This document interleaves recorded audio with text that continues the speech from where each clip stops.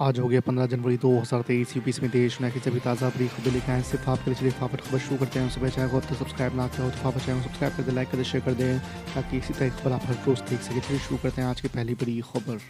शाहरुख खान की फिल्म पठान को लेकर जमकर बवाल मचा हुआ है। भाजपा नेता और कई हिंदू संगठनों ने फिल्म के गाने बेशम रंग पर आपत्ति जताई थी। नतीजा ये रहा कि सेंसर बोर्ड ने मेकर्स को फिल्म के कई सीन हटाने के सुझाव दिए हैं। बताया जा रहा है कि पठान के 10 सीन काट दिए गए हैं।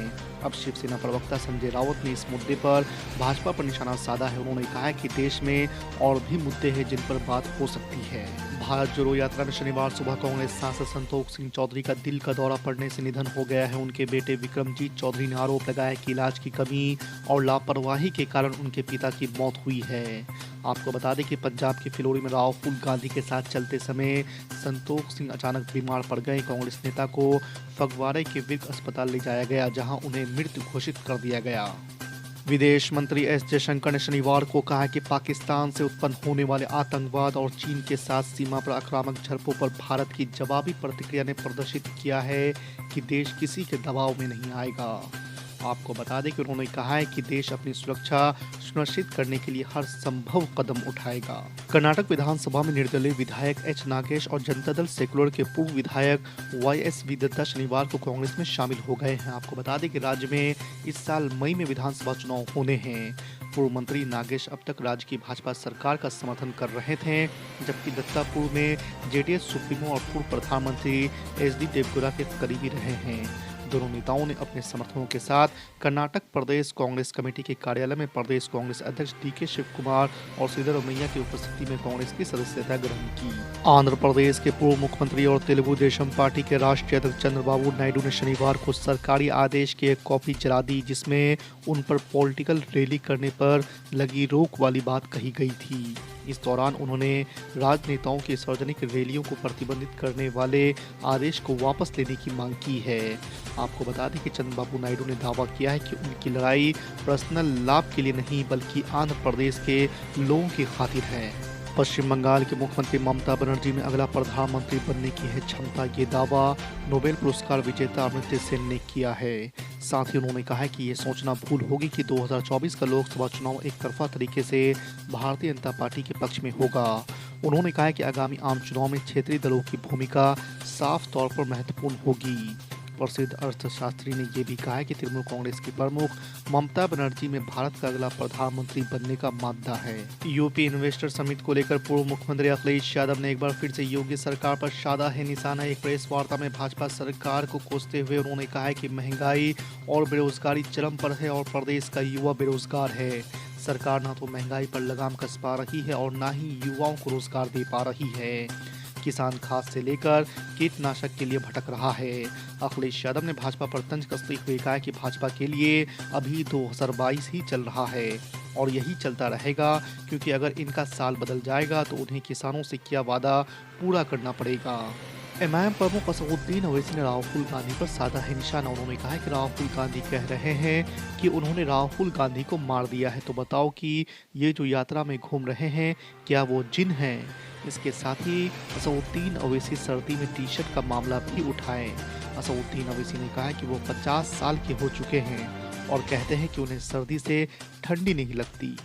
हिमाचल प्रदेश में ओल्ड पेंशन स्कीम लागू होने का इंतजार खत्म हो गया है। प्रदेश के मुख्यमंत्री सुखविंदर सिंह सुक्खू ने वादे के मुताबिक पहली कैबिनेट बैठक में OPS बहाली को मंजूरी दे दी है। ट्विटर पर खुद इसकी घोषणा करते हुए मुख्यमंत्री ने कहा है कि आज ही इसका नोटिफिकेशन जारी हो जाएगा। आपको बता दें कि कांग्रेस पार्टी ने हिमाचल में सरकार बनने पर OPS लागू करने का वादा किया था।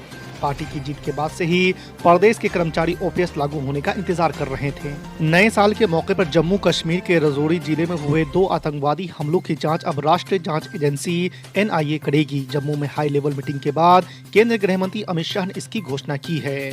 उन्होंने कहा है कि भारत सरकार ने 2 दिनों के दौरान हुई दोनों घटनाओं की जांच NIA को सौंपी है। NIA और जम्मू पुलिस मिलकर इसकी जांच करेगी। स्कूल के सभी शिक्षकों को सर या मैडम के बजाय टीचर कहकर ही संबोधित किया जाए। केरल बाल अधिकार आयोग ने यह निर्देश दिया है। आपको बता दें कि केरल राज्य बाल अधिकार संरक्षण आयोग का तर्क है कि सर या मैडम के बजाय टीचर शब्द लैंगिक पूर्वाग्रह नहीं रखता है। बाल अधिकार आयोग ने यह भी कहा है कि सर या मैडम के बजाय टीचर कहने से सभी स्कूलों के बच्चे के बीच समानता आएगी।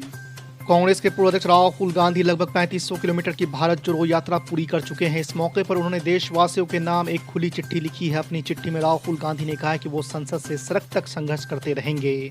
कांग्रेस नेता ने अपने पत्र में कहा है कि भारत जोड़ो यात्रा ने उन्हें सिखाया है कि उन्हें कमजोर की ढाल बनना है। उन्होंने कहा है कि मेरे व्यक्तिगत और राजनीतिक जीवन का लक्ष्य एक ही है, हक की लड़ाई में कमजोरों का ढाल बनना, जिनकी आवाज दबाई जा रही है उनकी आवाज बनना। दिल्ली में चुनी हुई सरकार की आखिर क्या जरूरत है जब प्रशासन को लेकर सारे फैसले केंद्र सरकार के ही आदेश पर लिए जाते हैं। सुप्रीम कोर्ट की संवैधानिक बेंच ने गुरुवार को केंद्र बनाम दिल्ली सरकार के बीच अधिकारों के बंटवारे को लेकर सुनवाई के दौरान ये टिप्पणी की है।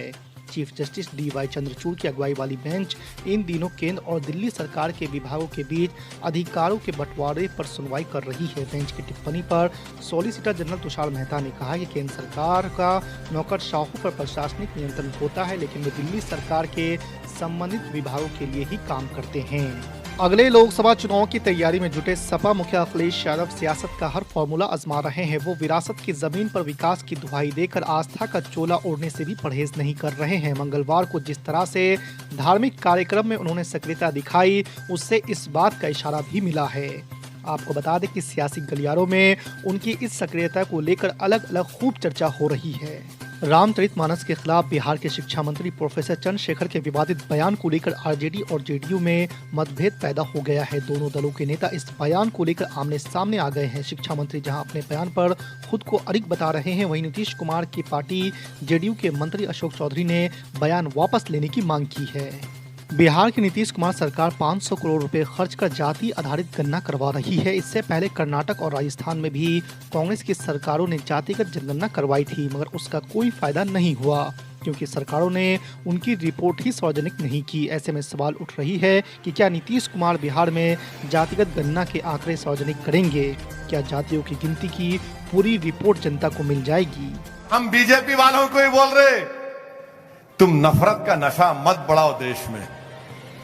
तुम ये मुसलमानों से नफरत का नशा, दलितों से नफरत का नशा मत बढ़ाओ। आरएसएस वालों, याद रखो जब नशा बढ़ेगा तो उन लोगों की आंखें निकाल लेंगे, लोग अंधे हो जाएंगे, उसके बाद वो लोगों का दिमाग निकाल लेंगे, कोई सोच नहीं सकेगा। उसके बाद इंसानों की कुर्बानी पेश की जाएगी। इसीलिए मेरे अजीज दोस्तों और बुजुर्गों, नशा है ये, इस नशे को रोकना है। और नफरत भी एक नशा है, नफरत भी एक नशा है कि डाल दो इनके खिलाफ, नशा पैदा कर दो, नफरत पैदा कर दो। मुसलमानों से खतरा है, कहां का खतरा है मुसलमानों से?